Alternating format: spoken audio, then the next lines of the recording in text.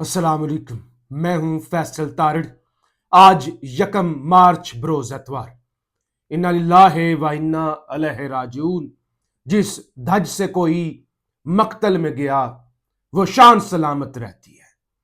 امت مسلمہ کی عظیم لیڈر، 1.25 ارب مسلمانوں کا غیرت مند لیڈر آیت اللہ علی خامنائی شہید ہو چکے ہیں۔ بے شمار سوالات اٹھ رہے ہیں کہ وقت کا حسین، وقت کا سید زادہ، جب پوری امت اور خاص طور پہ CNN نے ابھی تصدیق کر دی کہ وہ کہتے ہیں 2 سورسز نے ہمیں کنفرم کیا ہے کہ سعودی عرب اور UAE ایران پر ہونے والے حملوں کے حوالے سے اعتماد میں انہیں لیا ہوا تھا امریکہ اور اسرائیل نے، یعنی وہ خوش تھے، بیک ڈور ان کے رابطے تھے۔ تو ایک عظیم لیڈر، ایک بہادر لیڈر جو طاغوتی قوتوں کے سامنے نہیں جھکا، جو ڈٹا رہا، جس کا آخری پیغام یہ تھا کہ کوئی مجھ جیسا کسی نتن یاہو جیسے کے سامنے، کسی ٹرمپ جیسے کے سامنے نہیں جھکے گا۔ ان کی آخری خواہش شہادت تھی۔ سوالات اٹھتے ہیں، جاسوسی کس نے کی؟ آیت اللہ علی خامنائی کو کس نے مروایا؟ ٹھیک ہے، امریکہ، نتن یاہو، یہ ایک گٹھ جوڑ ہے، لیکن اتنی ہائی سیکیورٹی کے باوجود، اتنا سب کچھ ہونے کے باوجود، ایک ایسا شخص جس پر امریکہ اور نتن یاہو اور یہ سارے خطے کے ممالک جو چاہتے تھے کہ یہ شخص، یہ ایک خامنائی، یہ ایک آیت اللہ مارا جائے تو پھر ایران میں رجیم چینج ہو سکتا ہے۔ رات 12 بجے سے خبریں آنا شروع ہو گئی تھی، رات 12 بجے سے، کہ آیت اللہ، ابھی میں بتاتا ہوں ابھی پاکستان میں کیا ہو رہا ہے، کہاں کہاں گولیاں ماری جا رہی ہیں، کہاں کہاں لوگ سڑکوں پر نکلے ہوئے ہیں، کون سا اجلاس بلا لیا گیا اور خطے کے اندر چل کیا رہا ہے۔ لیکن ذرا میں تھوڑا بیک گراؤنڈ آپ کو بتا رہا ہوں۔ رات 12 بجے خبر آئی کہ آیت اللہ علی خامنائی مارے جا چکے ہیں، شہید ہو چکے ہیں۔ پھر تقریباً رات 12:30 بجے کچھ اور میڈیا نے، رائٹرز نے خبر کی تصدیق کی، بعد میں خود ہی تردید کر دی۔ رات 1 بجے کے قریب تقریباً جو ہے وہ نتن یاہو کی جانب سے تصدیق کر دی گئی تھی۔ انہوں نے کہا، نتن یاہو نے کہا کہ جو نشانیاں مل رہی ہیں، جو خبریں ہمارے پاس آ رہی ہیں، اس کے مطابق خامنائی مارے جا چکے ہیں۔ اسی طرح فاکس نیوز، اسی طرح کچھ گھنٹے بعد ڈونلڈ ٹرمپ کا ٹویٹ آ گیا، جس میں انہوں نے کہا کہ بس بھائی، ہم نے سب سے بڑا جو ہمارا دشمن تھا، جو سب سے بڑے ایول تھا، اس کو ہم نے مار دیا ہے، اب ہم رجیم چینج کریں گے، ہم اپنے مقصد کے اندر کامیاب ہو گئے ہیں۔ لیکن ایران کی جانب سے تردید ہوتی رہی مسلسل۔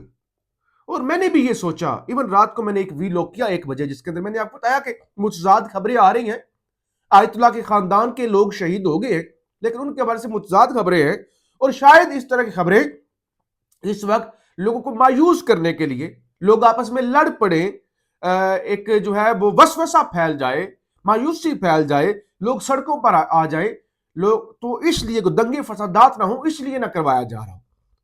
ایران کے لوگوں نے بھی یہی کہا، سرکاری طور پہ بھی ایرانیوں نے، جو ایرانی آفیشلز ہیں، انہوں نے یہی کہا، انٹرنیشنل میڈیا کو جب انٹرویوز دیے۔ لیکن پریشانی کی بات یہ تھی، رات 9 بجے خبر چلتی ہے کہ اب سے کچھ دیر بعد ایرانی سپریم لیڈر قوم سے خطاب کریں گے، اور وہ خطاب نشر ہی نہیں ہوا، خطاب ہوا ہی نہیں۔ ادھر سے یہ دعوے، بہرحال مختصری یہ کہ یہ سحری سے لے کر فجر کی اذان تک اسی طرح کا سلسلہ چلتا رہا، مختلف تصدیقیں آتی رہیں کہ آیت اللہ شہید، آیت اللہ مارے گئے، خامنائی مارے گئے۔ 6:30 بجے تقریباً پاکستانی ٹائم کی بات کر رہا ہوں، تصدیق کر دی گئی ایرانی سرکاری میڈیا کی جانب سے اور پریس ٹی وی کی جانب سے۔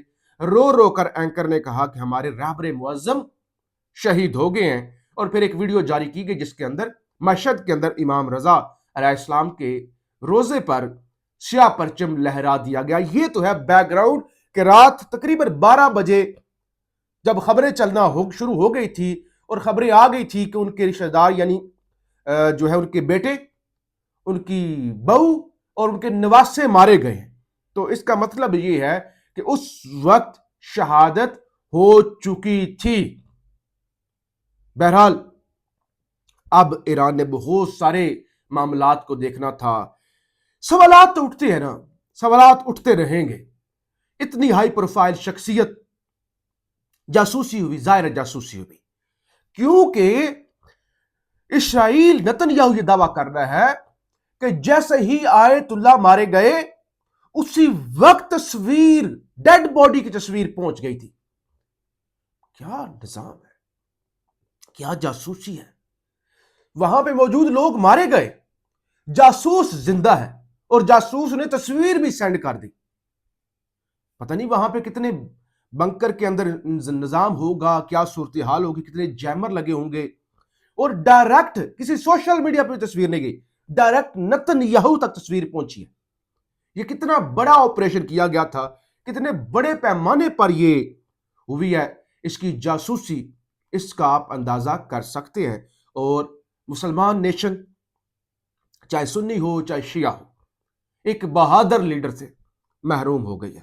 احتجاج ہو رہا ہے کراچی کے اندر، لوگ نکلے ہوئے ہیں، آنسو گیس کی شیلنگ کی جا رہی ہے، سندھ پولیس مظاہرین کو روکنے کی کوشش کر رہی ہے، امریکی قونصلیٹ میں متعین امریکی ماہرین فورس نے براہ راست فائرنگ کی ہے۔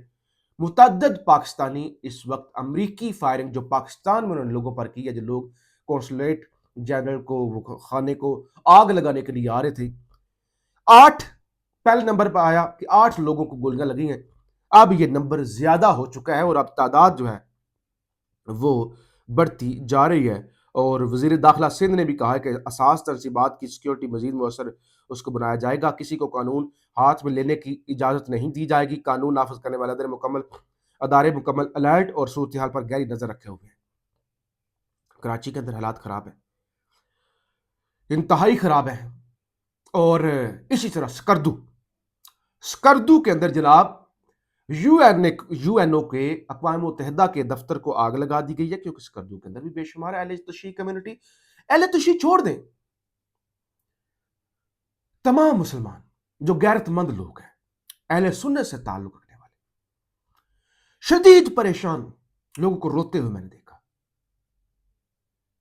اور لوگوں نے کہا کہ وقت کا حسین، ایک طرف تمام مسلمان تھے، ایک طرف ایران اور ایران کا سید زادہ، لوگوں نے لکھا کہ وقت کا حسین آج مارا گیا۔ بہادر، ڈٹ کے کھڑا ہونے والا، نہ جھکنے والا۔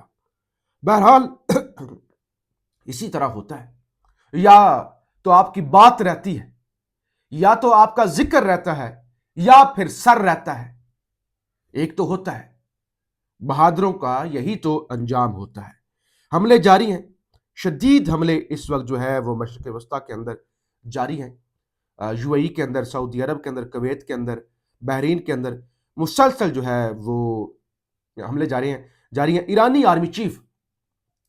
آرمی چیف عبد الرحیم موسوی بھی امریکی حملے کے اندر جو ہے وہ شہید ہو گئے ہیں۔ اس بات کی بھی تصدیق جو ہے وہ باقاعدہ طور پہ کر دی گئی ہے، اور رضا پہلوی نے اب حکمرانی کے خواب دیکھنا شروع کر دیے۔ پاکستان کے اندر وزیر اعظم شہباز شریف نے اعلیٰ سطح کا سیکیورٹی کا جو اجلاس ہے وہ طلب کر لیا ہے، جس کے اندر آرمی چیف ہوں گے، D G I S I ہوں گے، تمام ایجنسیز کے سربراہ ہوں گے اور اعلیٰ آفیشلز ہوں گے۔